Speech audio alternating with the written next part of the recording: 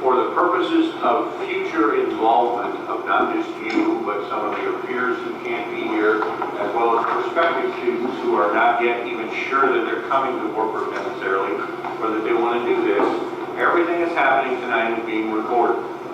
So if my peers is a little bit stiff, I'm sorry about that, but you need to see this again, your parents may need to see this again, and certainly people who aren't here need to see this again.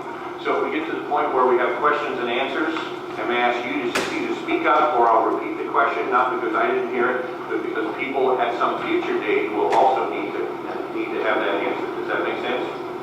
So, and I would prefer to do this standing behind you, looking at the PowerPoint and presenting it that way, but because this presentation all has to be done as if everybody is seated in the audience, so you're going to be up there. I won't expect necessarily eye contact all the time, but I'll try and engage you in things. Ladies and gentlemen, welcome to what I hope is going to be all the information that you're going to need right now to think about, to peruse your brain and try and find out whether you are interested and available for the European trip of the Wind Ensemble in May term of 2016. So if you're here and you're not going to be here in May term of 2016, then you're in the wrong place. Does that make sense? So let's get started then, ladies and gentlemen. Once every 3 years, the Wartburg College Wind Ensemble travels internationally. Starting in 1973, when the band made its first trip to Europe. At that time, it was a 4-year rotation. There were 3 groups at Wartburg touring, and there was 3 groups touring in a 4-year rotation. So 1 year, nobody was going on tour. It was the oddest thing in all the world. So the band traveled in 1973 for the first time. My first trip with the Wartburg band was in 1997 to Europe, 2001 to Europe. Then we made a change to a 3-year rotation. At that point, then it was 2004 to Europe. 2007 was our first trip to Japan. 2010 was Europe, and that's the itinerary that you have in your hand right now. And I'll talk about that as we get started. 2013 then, on which some of you were present, was China and Japan. 2016 is back to Europe. 2019 is already planned to be back to Japan again, some of those same places that we've been before. So the freshmen coming in next year will be just like you guys who are juniors now and have potentially a chance to do a couple of different things. So it's very important that they watch this. Those of you watching at home, this is important because next year's freshman class is that either gifted or cursed class that gets a potential chance to do this twice. If at any time you have questions, just raise your hand and get me going. So we'll see how my technology is. Da-da-da-da. You will all be amazed that I'm using technology. I know that will be great. I would like to thank Molly and Aaron ahead of time for this. So Tour with the Arts is the May term class that you would register for if you were going to go on this trip next year.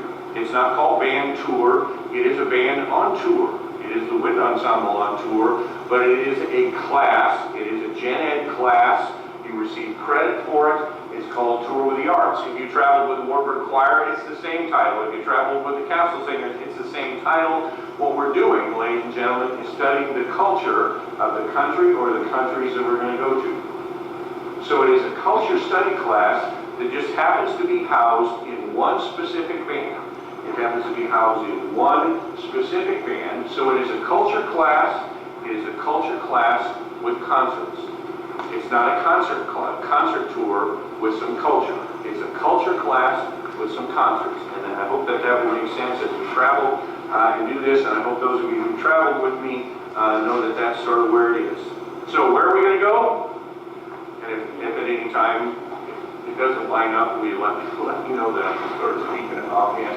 Ladies and gentlemen, here's a picture, a typical picture of an airport. Because it is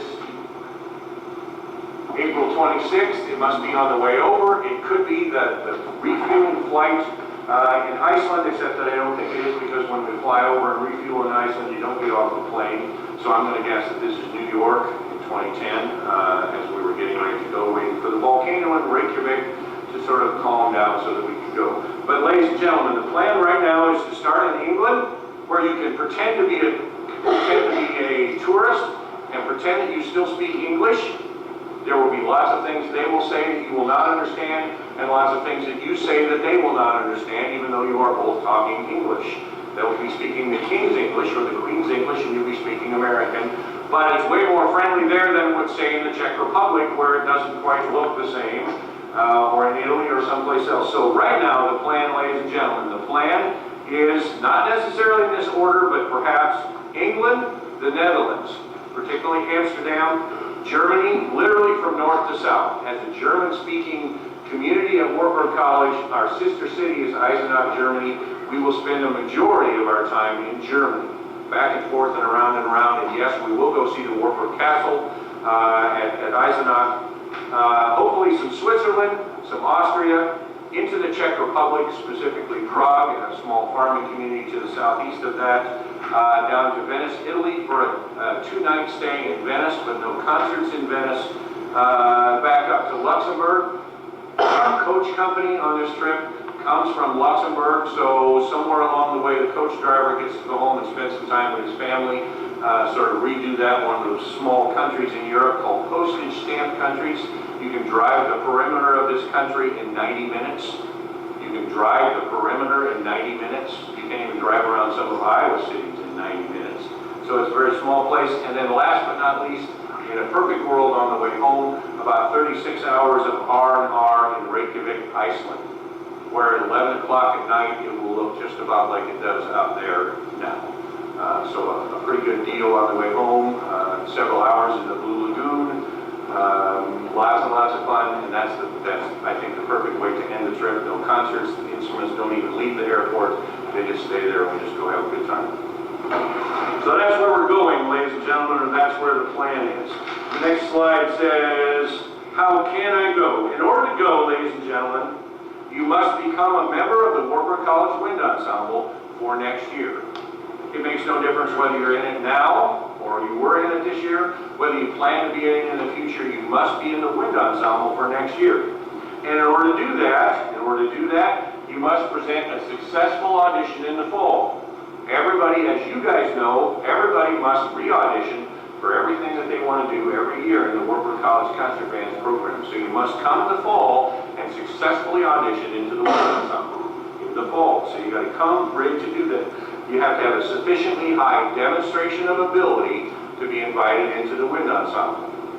You saying, I really want to go to Europe, is not going to get you into that band, ladies and gentlemen. Obviously, if you're going to play in that band, you've got to want to go to Europe, but you have to provide musical experience there through that audition. So there's a tip given to you there, ladies and gentlemen. Come to your audition with a good idea of if you would be able to go. Come to your audition with a good idea of whether you're able to go on this trip. And there are two things there listed for you. Can you afford the trip, both financially and academically? Don't enroll in the wind ensemble if you can't spend a credit in May term in Tour with the Arts. It is a repeatable one, so those of you who've done it before, it's not a problem. But don't tell me you have to do your biology May term or whatever, because then you will not be playing in the wind ensemble.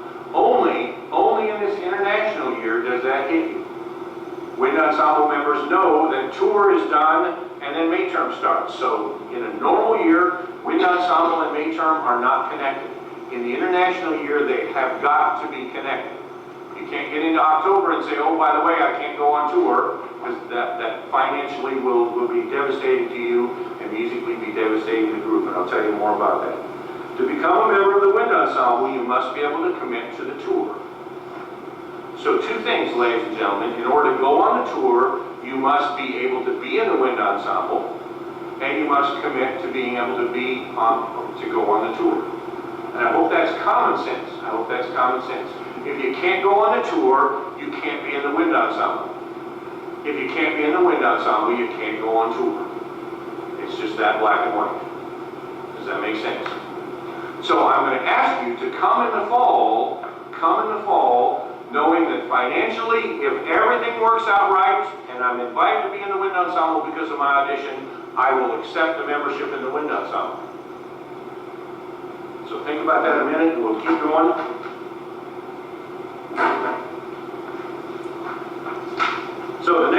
how do I audition? And all of you have done this, but the people at home have not necessarily done this. Step number one, contact me for an audition material, and that audition material, as you know, is sent out on August 1st. If I do the same thing that I always have, everybody at home who I know plays in a band somewhere will receive this audition material. So there should be no surprises that you're getting it. Step number two, practice the material. Don't show up and try and sight read it at an audition, because very few of us would make a successful audition trying to sight read through that material. Number three, when you get to campus, sign up for an audition spot just outside my door, and that's available to you in that packet. Number four, show up at the audition prepared to audition. And number five, present your audition and present very well. So that should be fairly quick and easy.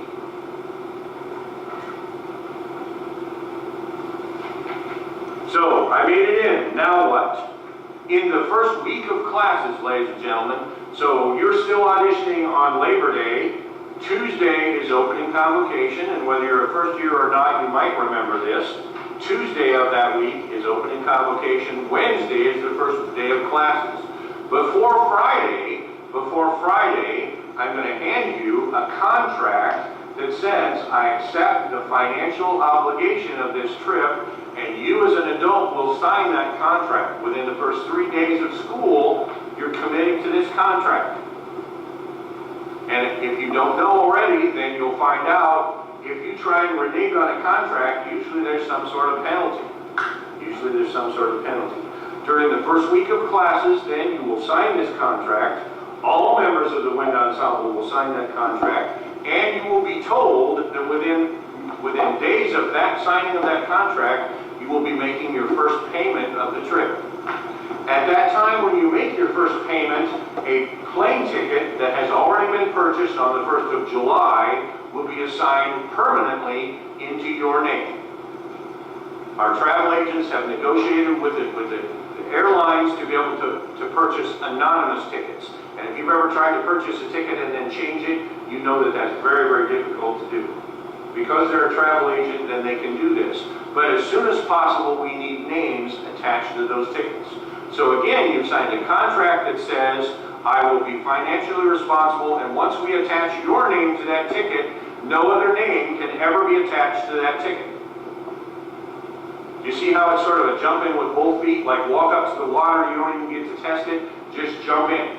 But that's why this meeting has to happen now, so that all of us, not just you guys that are here, but everybody at home, has this information as much ahead of time as possible. What I can't afford to have happen is somebody come in the fall and go, what is this about a trip? Oh my gosh, within hours, somebody would have to process a whole lot of information, including financial obligation. Do you understand that?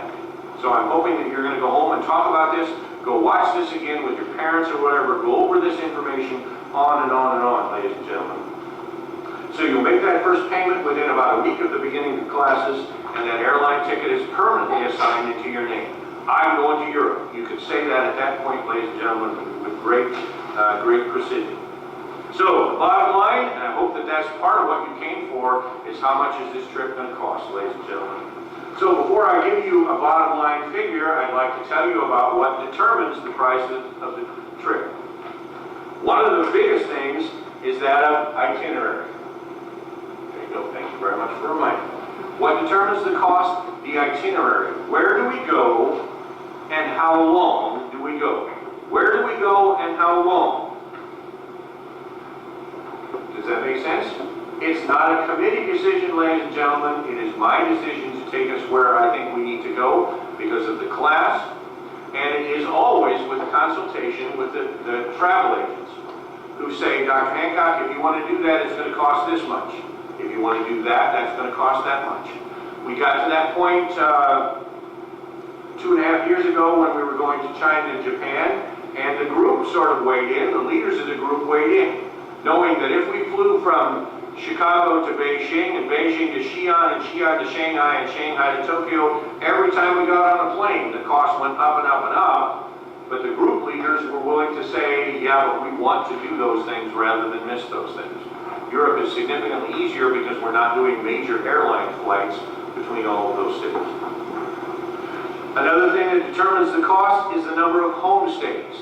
Ladies and gentlemen, if you have traveled with the Wartburg College Wind Ensemble or done a run-out perhaps with a symphonic band in specific purpose, you know that when we travel as often as we can, we go home with host families following the concert. When we do that domestically, it helps the college to save money, but it also sells the college specifically, whether we're schmoozing alumni or whether we're recruiting high school students. Going into those homes is very important. On this class, because this is a concert class or a culture class? It's a culture class. The culture, I have long maintained, the culture lives in the people. So the better contact we can have with the people, the better we can understand that culture. If you go home with a family in the Czech Republic, you will come back the next morning understanding the Czech Republic culture like you have never seen. What do these people eat? How do they live? What are their apartments like? What are their cars like? What is their village like? All those sorts of things in a way that you can't possibly know until you've lived through all of those things. So the number one reason for doing homestays is the investment of your part into the culture of those places. Number two, and almost even with that, number two and almost even with number one is, can you imagine that if we went and spent every night on this trip in a hotel, what the bill would be like? So we can reduce the cost. We can reduce the cost by putting you as much as possible into homestays. I start with about 70% as a target, 70% of the nights in homestays. Those of you who went to China and Japan, you know that because of government restrictions, we could not do any homestays at all in China. So what did we do when we got to Japan? We packed them in as deep as we possibly could, trying to save money, as well as invest in a culture that we were just sort of denied in China. So the same thing is going to happen here. So about 70% is where we start.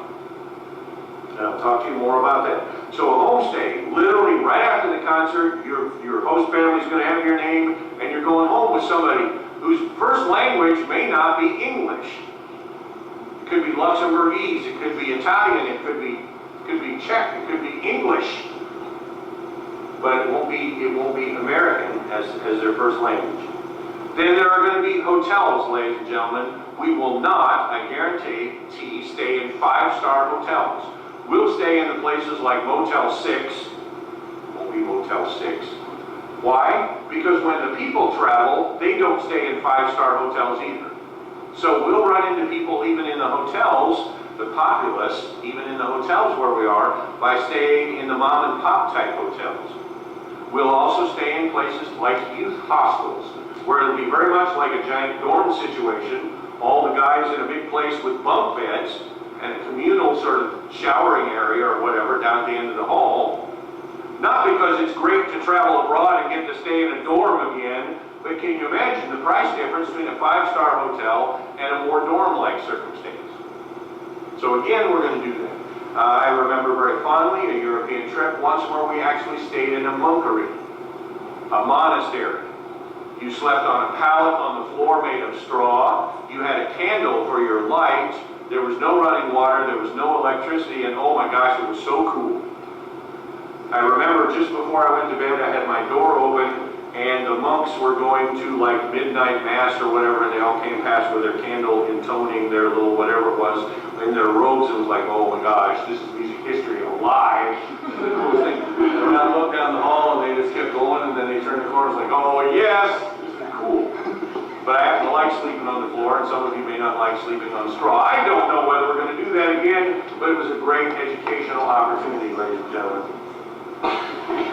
The hotels then will be limited to the fewest possible and not the cheapest possible, the most financially rewarding possible. Does that make sense? So you will not be staying in fancy hotels on this trip, because that's not why we're going. The culture doesn't live out the bus window. The culture doesn't live in a 5-star hotel. It lives on the sidewalk where you get to shake hands with people. Various meals and everything else will be eaten, pull into a grocery store, and go in and see what you can buy even if you don't speak the language. That's an interesting proposition. You have to change the money, you have to do all those sorts of things, and you have to discover if it's in the dairy products, it's probably dairy. Does that make sense?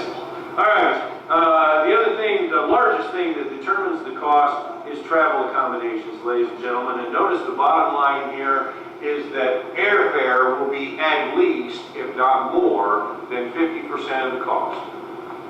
Just to get there and back. Just to get there and back. So no matter how much this costs, more than half of it is eaten up to get there and to get back, and then you get to spend a month in Europe for whatever 50% or less is left. Travel accommodations is the next one.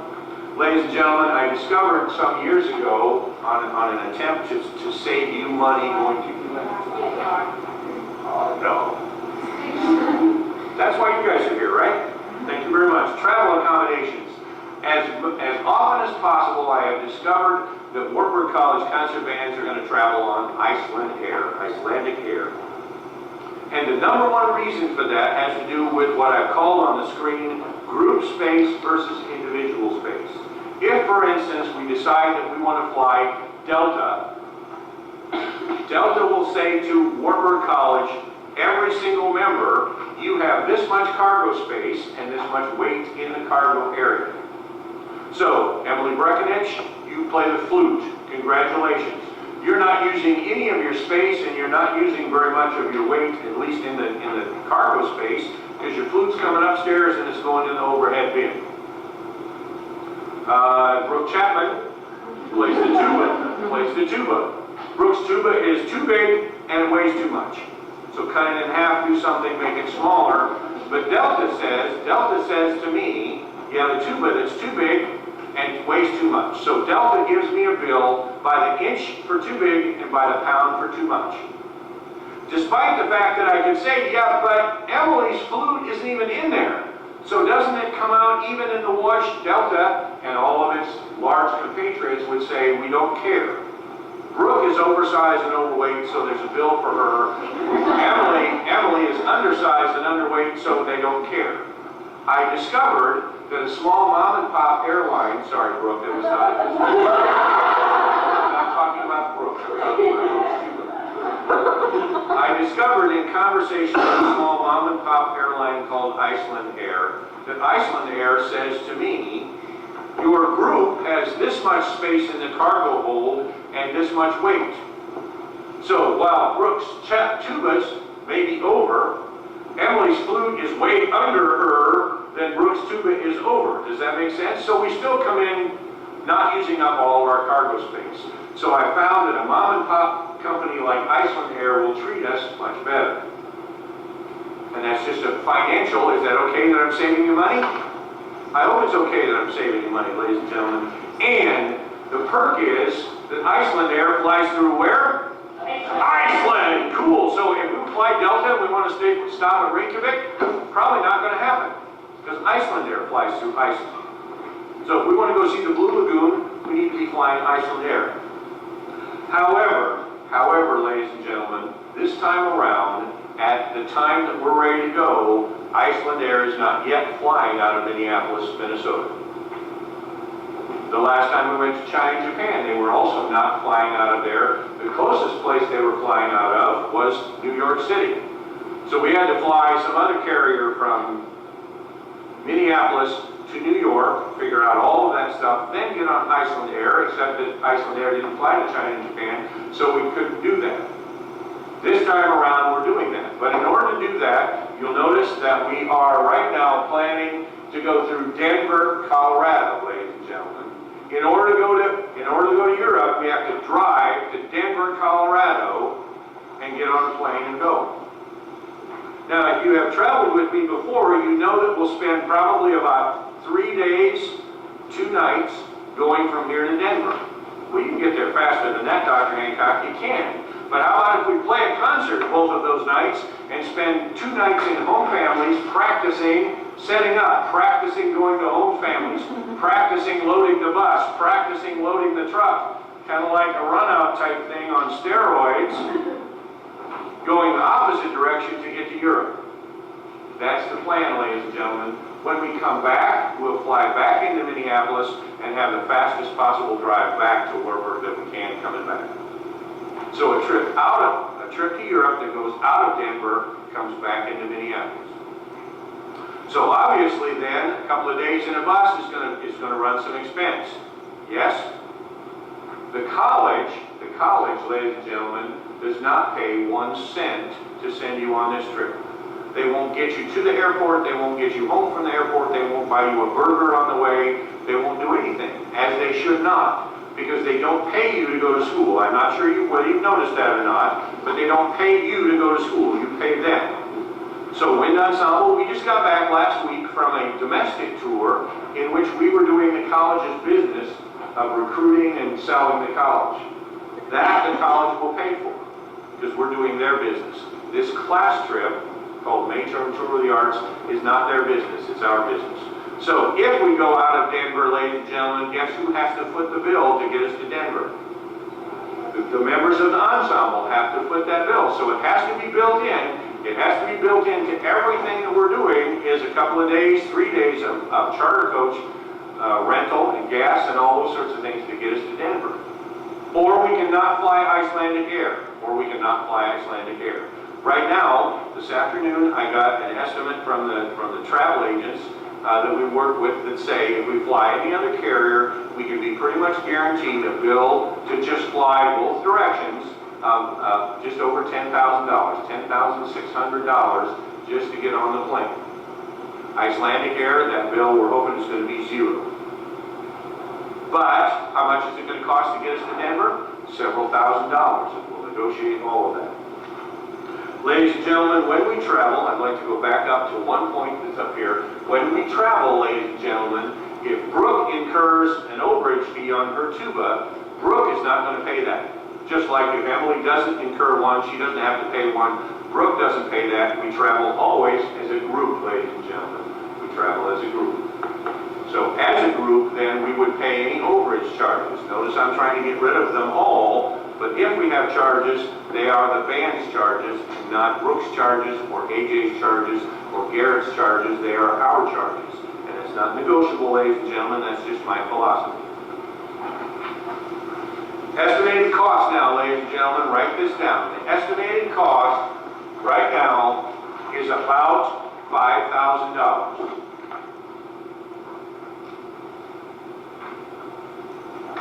And I wish that could be less, but I can't make it less. I can't make it less. I am working on it with the travel agent to eventually be able to tell you that while you were planning on spending $5,000, I have negotiated and we have continued to negotiate things, and now the gas prices are known on the trip and everything else. A year from now will be when we know those sorts of things. I'd love to be able to tell you, even though you budgeted $5,000, it's going to come in at $4,700 or something like that. Do not write that down. I'm just throwing out a figure. I have never, ladies and gentlemen, in my 20 years working with this travel agent, I have never known that cost to have to go up from what I've told you. We are counting on about $5,000. But if the travel agent is the same company that does the same job for us, and that's why we're doing it again with them over and over and over, is because before we get gone, they'll be able to say, Dr. Hancock, we've been able to renegotiate a couple of hotel contracts, or gas prices are not as high, or airline flight is not as high as it was. So, ladies and gentlemen, you will end up not spending as much money. That is my promise to you, ladies and gentlemen, that our travel agent and myself will try desperately to get that below $5,000. Do you understand that? Don't quote me and say, Dr. Hancock, you said it will not be more than $5,000. I've said every time so far it will be about $5,000. And to the best of our collective ability, myself and the travel agents, we will try and bring that down. So what are you paying for? Right now, ladies and gentlemen, you're paying for 29 days. All travel. Remember that if it's $5,000, at least $2,500 of that instantly goes for your plane ticket. So for 29 days, you get your airline fee, you get a charter coach and an equipment truck, you get whatever boats or ferries we're going to ride on, you get all of your overnights, you get all of your entrance fees, you get all of the cultural events, you get 95% of all of your meals, and you get trip insurance for basically $2,500. A month in Europe, ladies and gentlemen, all expenses paid for $2,500. Now, I don't know whether you've ever done any travel, whether it's to Europe or anywhere else, but the airline fee is the biggest part of that. But I've never been able to travel abroad for a month for that much money. It is the deal of the century, ladies and gentlemen. But I recognize the fact that all of you, and I'm part of this community too, all of you are looking at ever increasing college costs and everything else, loan after loan after loan. So you got to go a little bit and say $5,000, that's, oh my gosh, the trip is so worth it. But it's an additional $5,000. So, do you get what you pay for? Already I've said yes, and notice it's bold with an exclamation point. My personal commitment to you, ladies and gentlemen, my personal commitment is that this will be, and I guarantee, the best trip at the best price. It will never be a cheap trip. You won't come home and go, oh my God, it was icky, we stayed at the ooh. Or the food was bad because we just ate at too cheap a place. The word cheap doesn't come in. The word fiscally responsible will come out of my mouth over and over and over, ladies and gentlemen. I'll give you the best possible trip for the best possible price. I will guarantee a financially responsible trip. As I said a little while ago, the goal is to tell you later that the trip will be cheaper.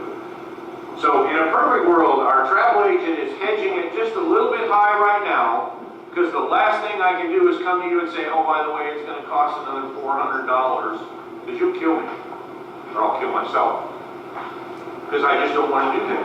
How would you feel if I said instead, you get to save $400, it's not going to come in, you'd all go, yay! Almost like Dr. Hancock again now, right? Ladies and gentlemen, I guarantee that your life will change because of this trip. I guarantee your life will change because of this trip. It has changed my life. It has changed my life. Assuming that we're going to go to Europe and that I'm going to go with you next spring, this will be my 11th trip to Europe in 20 years. Not just with the Wartburg band, but with a variety of groups. I love traveling. I love seeing exactly the same things over and over and over. We'll stand on a corner in whatever city you want to pick, and I'll say, ladies and gentlemen, when you walk up there and turn to the right, this is what you're going to see. And somebody will go, how do you know that, Dr. Hancock? Because I've been here over and over and over. And while you're looking at what's around the corner, you know what I'm looking at? I'm looking at your faces for the first time, seeing those things, and I'm being changed because your lives are being changed. We get to Castle Neuschwanstein, and I'll say, stop right here, bus driver. The next hill we go over, look right there, and you'll see the coolest castle in all the world. How do I know it's there? Because I've been on that hill over and over and over. And then I'll be watching you while you look at that Walt Disney Castle up on the hill there, and we go, wow, this is where the horns got lost? Yes, it is, and I can tell you stories about all those things, ladies and gentlemen. In my life, traveling with the Wartburg College Wind Ensemble, it has been my pleasure on a couple of occasions to take my family with me. I know that my boys now, the youngest are 18 and 21, I know that their families their lives are different. My two small children at one time stood at ground zero at Hiroshima and looked up and said, oh my God, this is where the world's first atomic bomb killed millions of people. And then a week later, they stood at the USS Arizona Memorial in Pearl Harbor and said, this is what the Japanese did to us first. And they came back that fall in their elementary school history classes and said, we've been there, let us tell you about it. And it wasn't important that they were celebrities, it was that suddenly history for my children came alive. And they are different because of that. My wife is different because she's traveled. I am different because I've traveled. And I'm sure that those of you who've been on this trip, not this specific trip, but other trips, would say, yes, I'm different.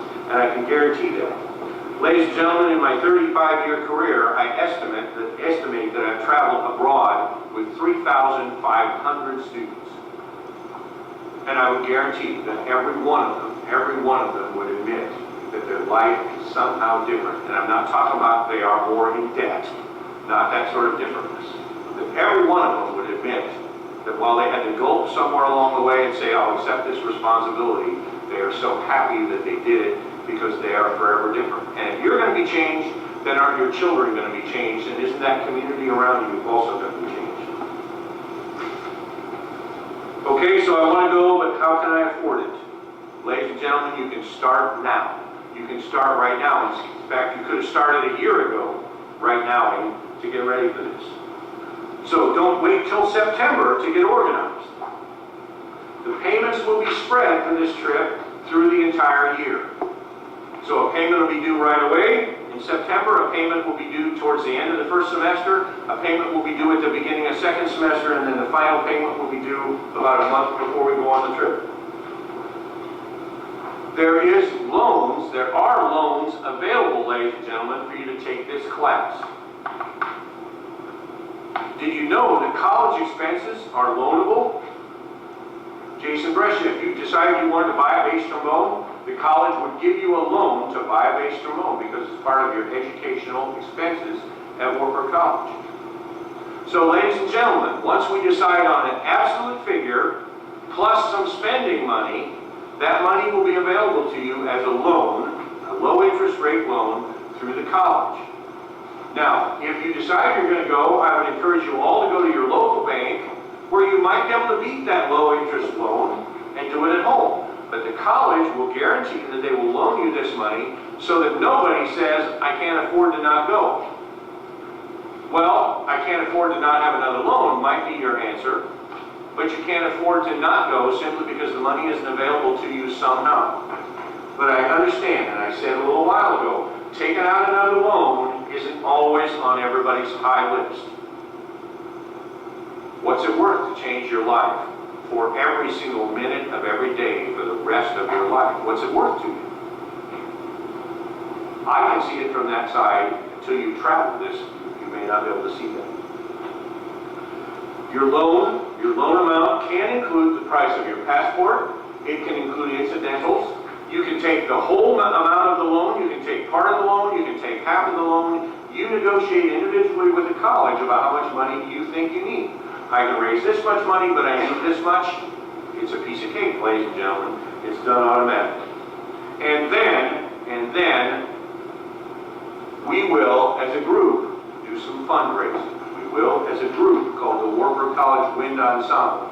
Not to be confused with the WCCB at homecoming or something else. If both the combined symphonic band and the wind ensemble are raising money, that's not going to go towards this trip. So the two councils have to continue to negotiate about what we're doing.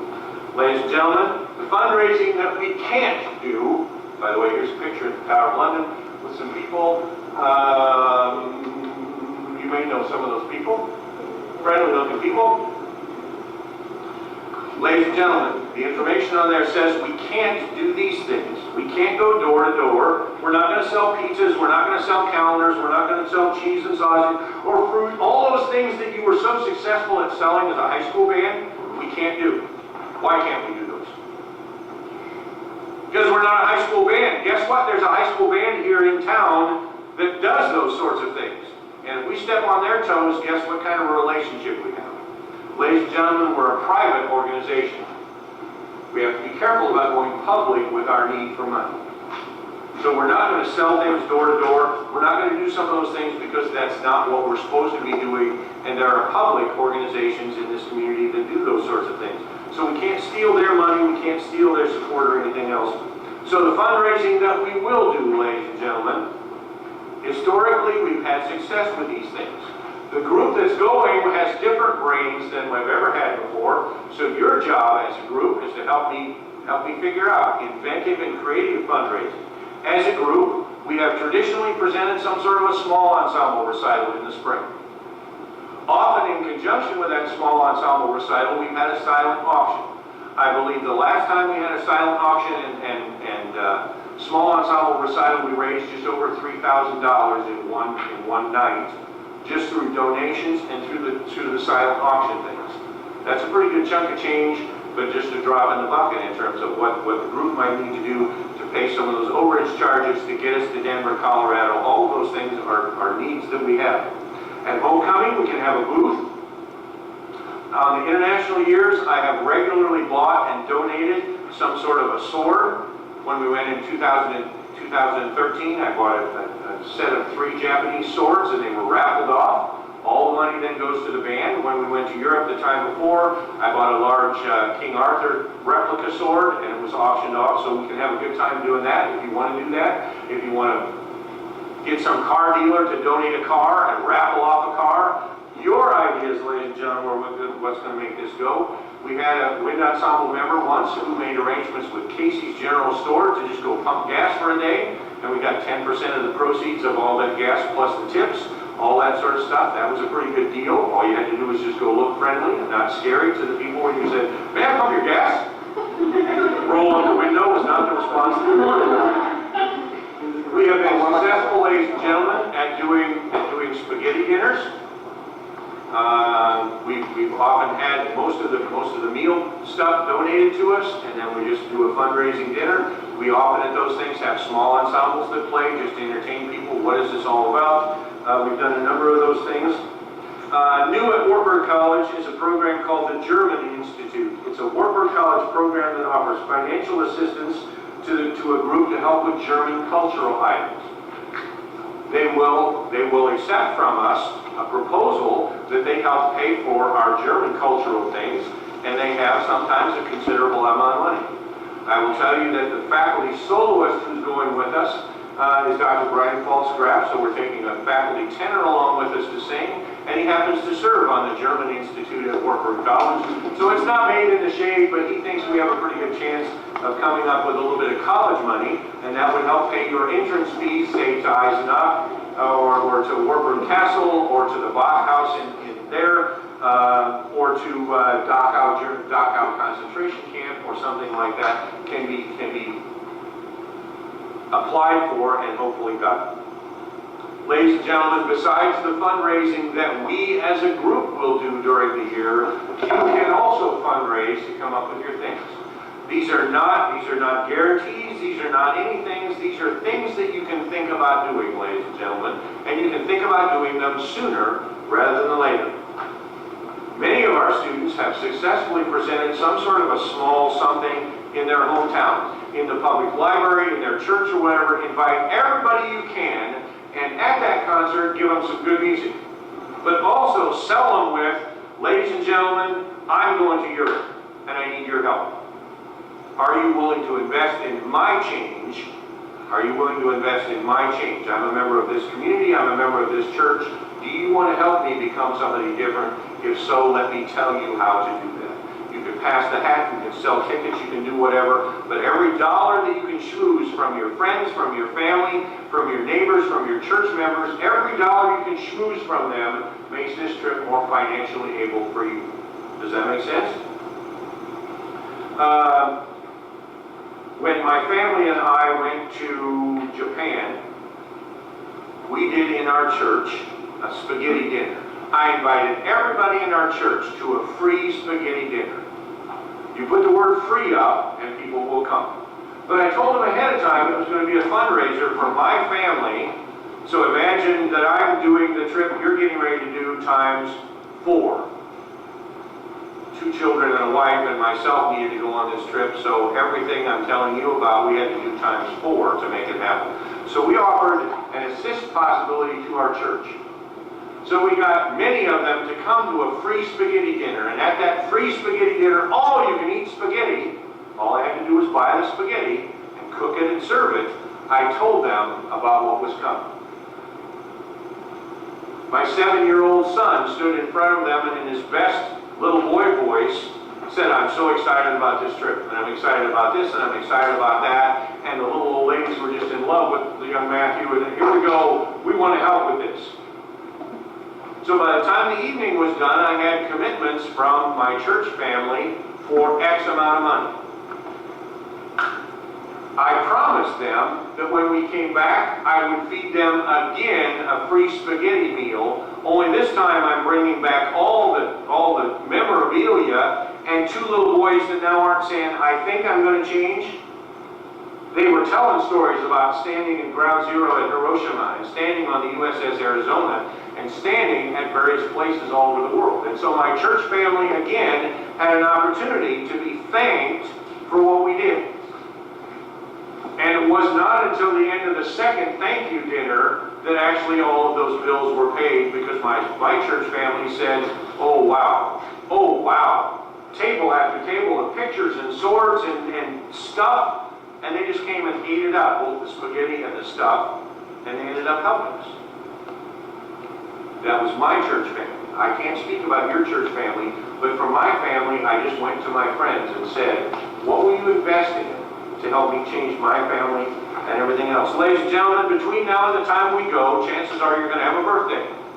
Since it's at least a year away, every one of you will have a birthday.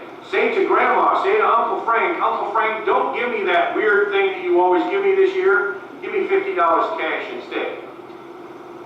Or give me some amount of cash. Well, what do you want cash for? Uncle Frank, because let me tell you about this Europe trip that's coming. You'll have a birthday. You'll have at least one Christmas.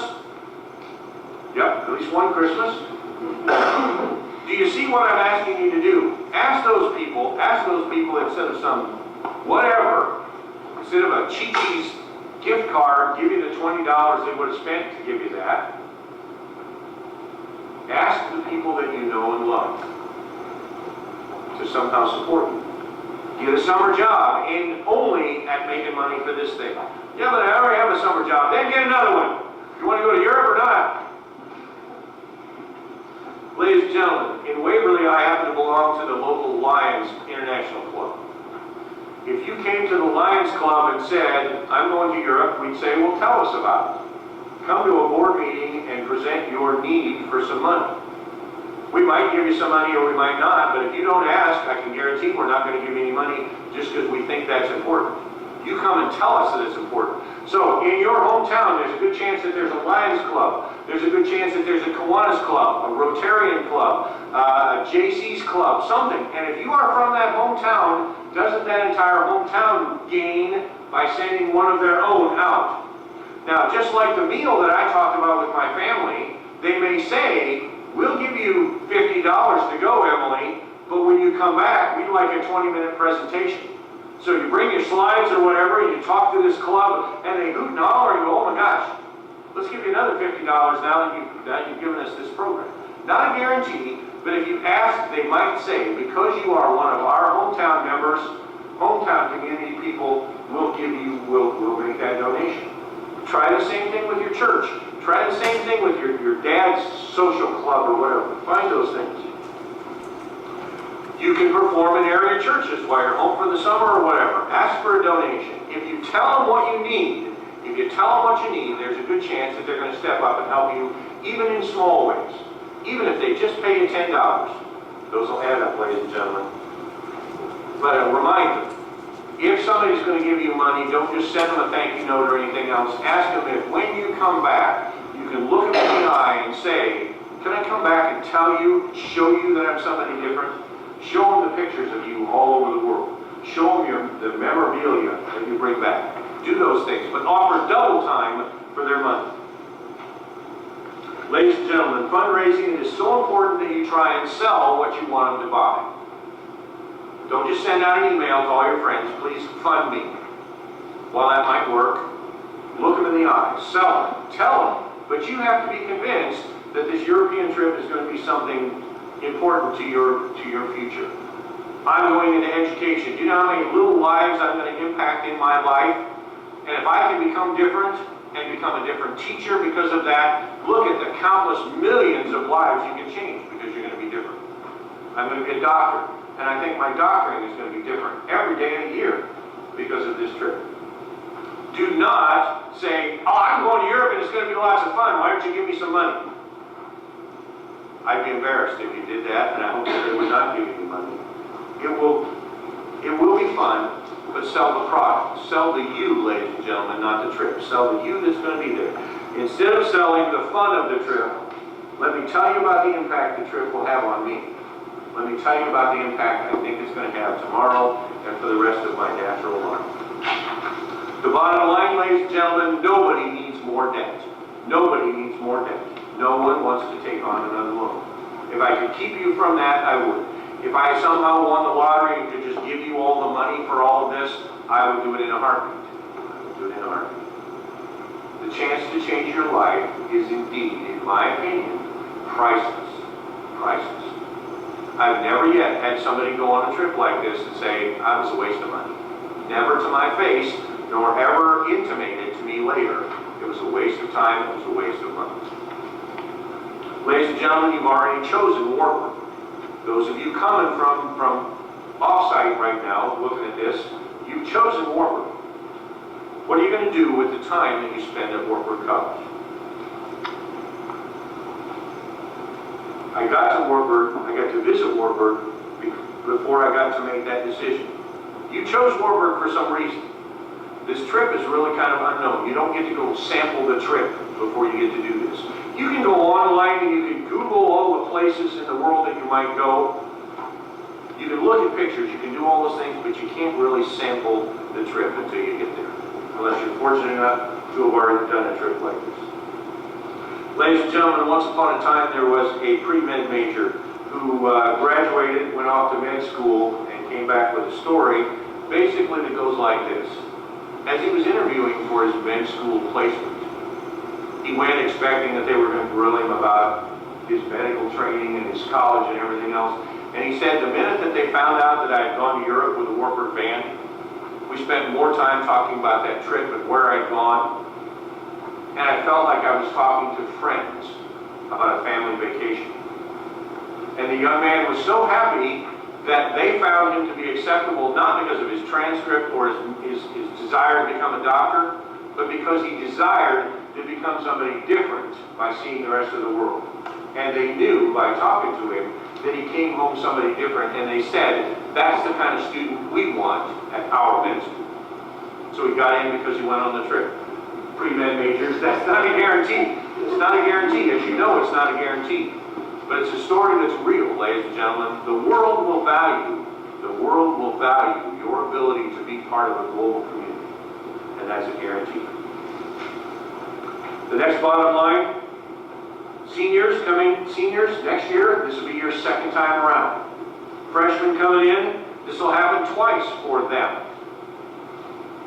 Seniors, why did you do it? Or why didn't you do it twice? Any testimonials would be greatly appreciated. Garrett. I chose to go to China and Japan as a freshman, honestly because I didn't know really if I wanted to, but my family convinced me that I would never get this opportunity again, and that I would regret it for the rest of my life if I stayed back and just kind of watched other people go to China and Japan. So for me, it was a more, okay, I'll take your advice, and I honestly could not have agreed with them more looking back on it now, that it was the best decision I've ever made. Okay, Patience? I went to China and Japan. You got to talk loud enough that the camera's going to catch you. I went to China and Japan because I've heard people in the past that go into other countries and like how it can change you. And like after going somewhere like that, there's a huge culture shock, and it's just like really amazing like how the trip changes you. Okay. So I was looking forward to that. Levi? I went because it was just the opportunity of a lifetime to have that experience, that cultural immersion in a culture so far away, so much different from our own, to experience that, to dive in head first, to stay with host families in a country where you can't read or speak the language. It was just the most intimate cultural experience I think I could have had. Aaron? Having not personal at that time, but relatives living or stationed out there, I didn't want to just live through their memories. I wanted to be able to witness it and be like, yeah, I know exactly what you're talking about. I wanted to get that cultural experience on my own besides reading it through a book on the internet or through somebody else. Aaron? I can talk as someone who's gone on 2 international tours with 2 different bands. I've been to Europe with Wisconsin Ambassadors, and I did a lot of fundraising for that.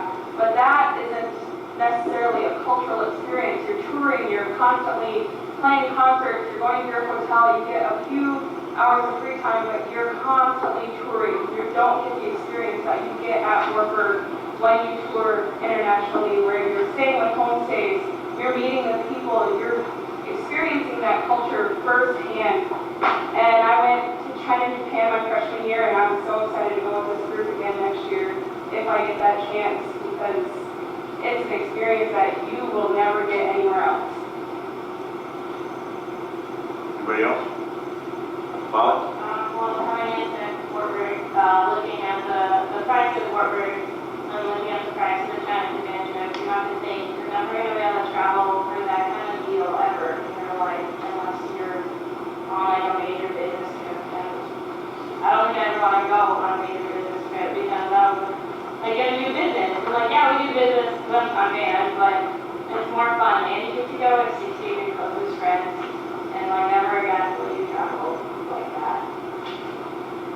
You know, you saw pictures during this presentation today. I hope very smiling people who look like they were enjoying being a family on a vacation, family on a trip.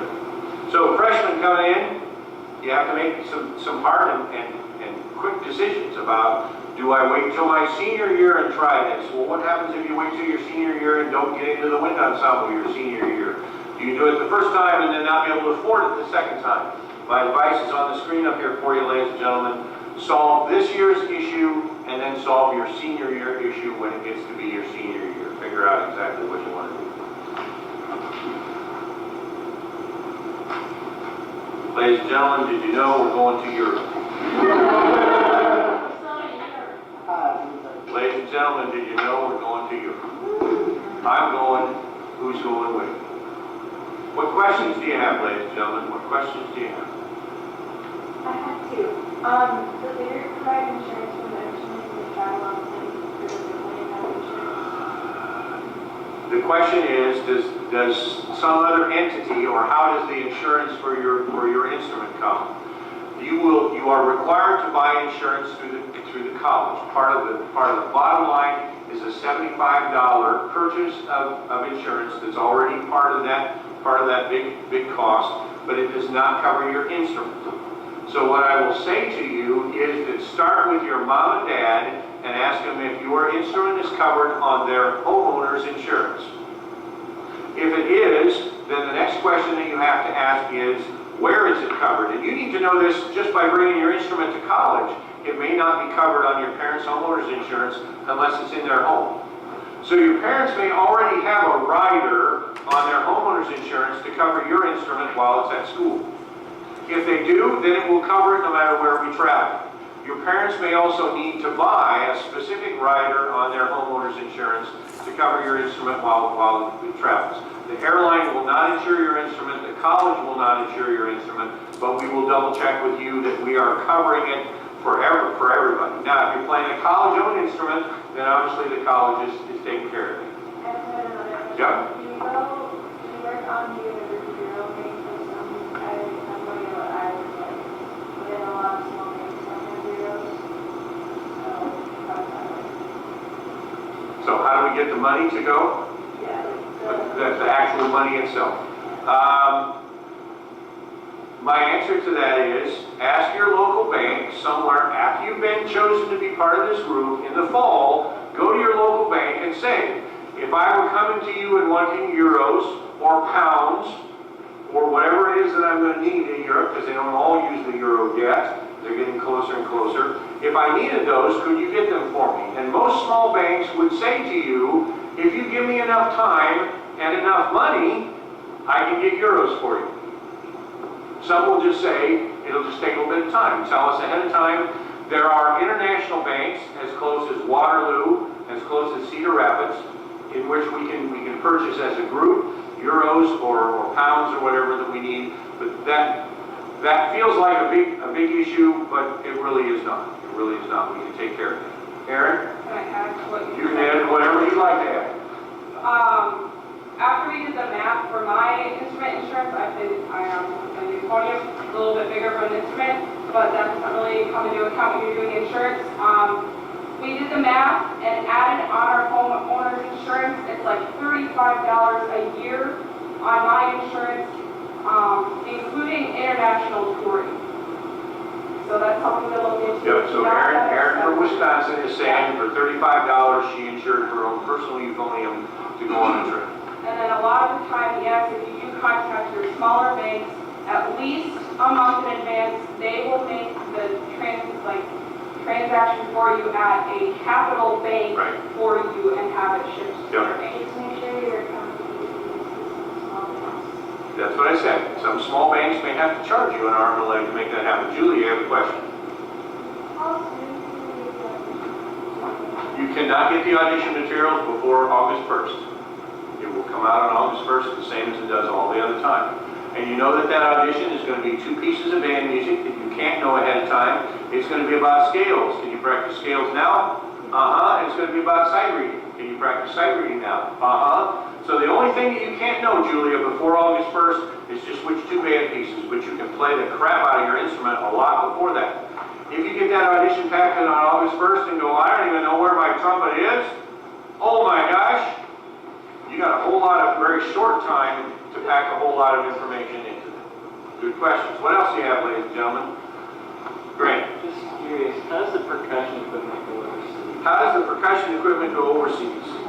It goes like this. It goes like this, Grant, and you all need to know this because, as you might imagine, take a look at how big those timpani are over there, and they're pretty big, and if weight and size is an issue, then we're going to have to be careful. I'll tell you that downstairs in the storage room in the basement of the fact, we actually have a complete set of travel timpani. The kind that have a bowl and then a tripod leg and a crank on the top, that my first 2 trips we actually took. Because at those times it was still cheaper to travel and do all those sorts of things.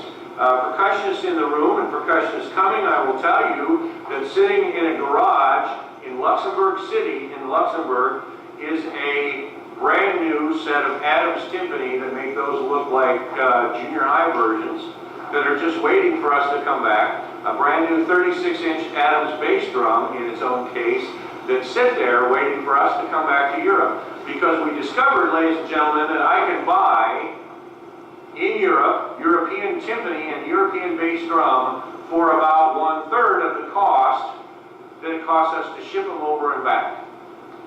So we have a brand new set that just sit there waiting for us to come back, waiting for us to come back. Brand new Adams and timpani and bass drum. So we take care of the big things, and then we don't play things with water glasses and angles and everything.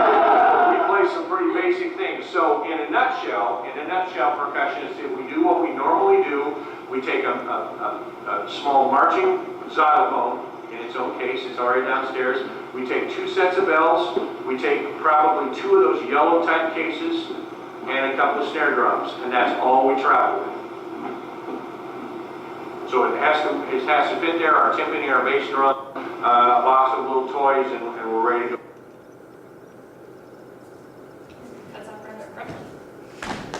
Yeah, it like ran out of tape, so